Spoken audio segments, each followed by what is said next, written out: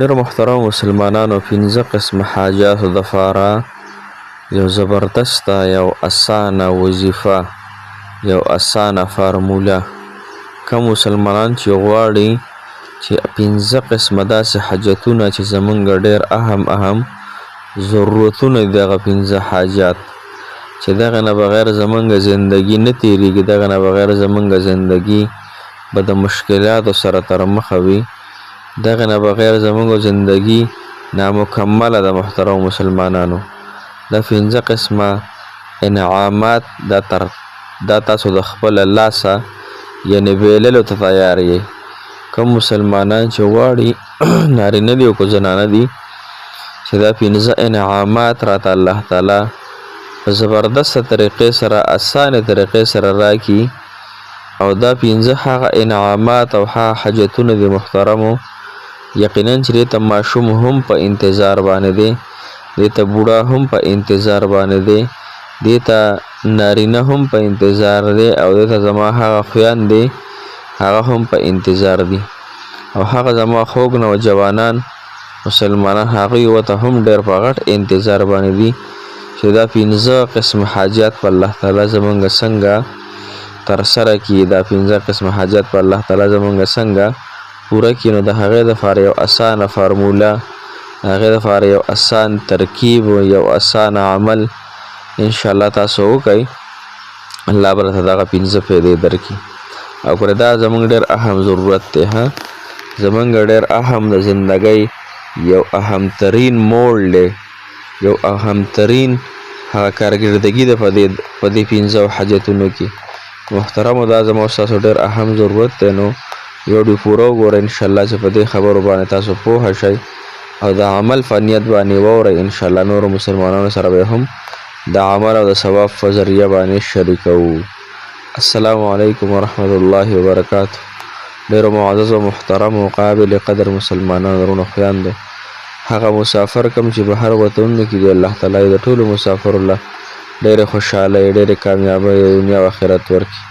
هغه نوجوانان چې بې نکاح دي، کاروبارونه نشته، پریشان حال دي، الله تعالی د ټولو نوجوانانو له ښکلي کاروبارونه، ښکلي بیبیانې، ښکلي معاش زندگی الله تعالی نصیب کړي. او زما خویانو ته هم الله تعالی ډېر د عافیت والا زندگی، ډېر د صحت والا او د ښکلا والا زندگی الله جل شانه ورکړي. محترمو، نن د جمعې مبارکه ورځ ده، دا ورځ هم افضله ورځ ده، او په دې افضله ورځ باندې دغه درې یعنې دغه پنځه انعامات، دغه پنځه فیصلې، دغه پنځه زمونږ د زندګۍ د ټولو نه اهم کارونه الله تعالی دې مو تاسو دغه نصیب کړي. محترمه، ګوره د دنیا زندگی ډېره زیاته کمه ده، د دنیا زندگی ډېره زیاته انتهایی کمه ده، په څه کې؟ په آخرت په مقابله کې، یعنې د آخرت زندگی ډېره زیاته لویه ده، او دنیا زندگی شپېته یا اویا کاله زندگی ده.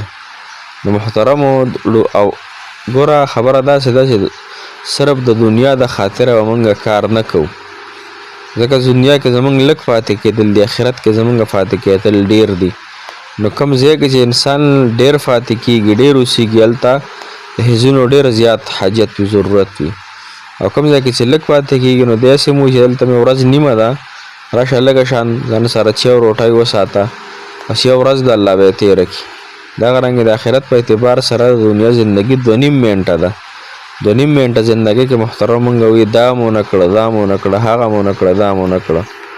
لہذا د خپل آخرت دپاره هم انسان له فکر او غم کول پکار چې یاره الله تعالی زه څه دپاره پیدا کړم، زما د زندګۍ مقصد څه دی، زما چې الله تعالی دا صحت راکړی، دا عافیت راکړی، دا خوشحالۍ راکړی، دا څه دپاره راکړي، دې به الله تعالی یوه ورځ ما ته نه تپوس کوي. محترمو، مونږه د پنځو څیزونو خبره کړې، د پنځو څیزونو هغه خبره دا ده چې دا پنځه انعامات چاته میلو شي، د دنیا او د آخرت ټولې خوشحالۍ میلو شي. د پنځه انعامات چاته میلو نه شو، د ناکامه انسان دی په هرې طریقې سره. هغه دا دی چې حضرت شقیق بلخي رحمت الله علیه فرمایي که نه، وي مونږه پنځه څیزونه تالاش کړه، پنځه څیزونه وګرځېدو، هغه هم تالاش کول، هغه پنځه څیزونه راته په پنځو ځګونو کې میلو شو. مثال په تور زه وځم یو 15 سیزونو تلاش کوم، یو 15 سیزونه دي، یو 15 شیزونه دي، هغه زما په کار دي. صحیح شوه؟ زه د هغې دپاره ووتلمه، ستاسو هم دا 15 سیزونه په کار راځي، دې دپاره تاسو ووتلی. صحیح شوه؟ لومړنۍ د رزق مسله ده چې هر انسان سروالی بروالی په خپل رزق پسې ګرځي. رزق به راته څنګه میلاو شي او ډېر به راته څنګه میلاو شي. رزق کې د سورلۍ نه واله تر جهازه پورې، د خپلې بیبي نه واله د خپلو بچیانو پورې، د ټول په ټوله په رزق کې داخلېږي. نو شقیق بلخي رحمت الله علیه فرمایي چې موږ 15 سیزونه تلاش کړه، هغه راته په 15 سیزونو کې میلاو شو. لومړی موږ د رزق فراخي، د رزق برکت، د رزق وسعت دا موږ تلاش کړه. نو دا راته په د چاش په مونځ کې میلاو شوه. ها، چاش مونځ پېژنئ که نه؟ چاش مونځ دې ته وایي محترمو چې دا تقریبا د 9 بجو نه واله تر 11 بجو پورې تقریبا دا چاش مونځ دي. دا 4 رکعاتو نه واله 12 رکعاتو پورې، 2 رکعاتو نه واله تر د 100 رکعاتونو پسې کولی شي دا چاش مونځ دی. کومې نارینه زنانه خویندې وروڼه چې غواړي چې الله تعالی موږ برکت راولي، رزق را باندې فراخي راولي، نو هغه د چاش 2 رکعاته یا 8 رکعاته یا 15 رکعاته دا نوافل ادا کوي. دویم نمبر محترمو چې زما ستاسو د ټولو نه ګمبیره مسله ده، د ټولو نه خطرناکه مسله ده، هغه د قبر ده. موږ خو په غفلت کې خو لیکن دا د قبر زندګي را روانه ده.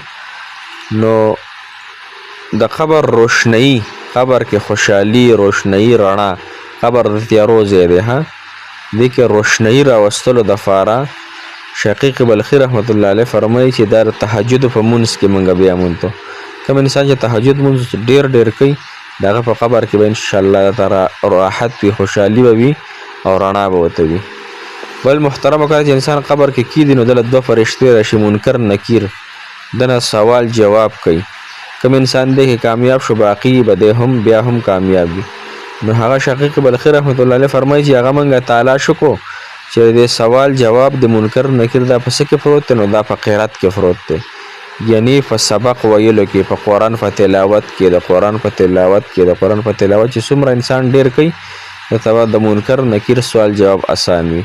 بل 4م نمبر محترمو چې کله موږ د قبر نه پاسو نو بیا یو ځای را روان دی، هغې ته پل صراط وایي.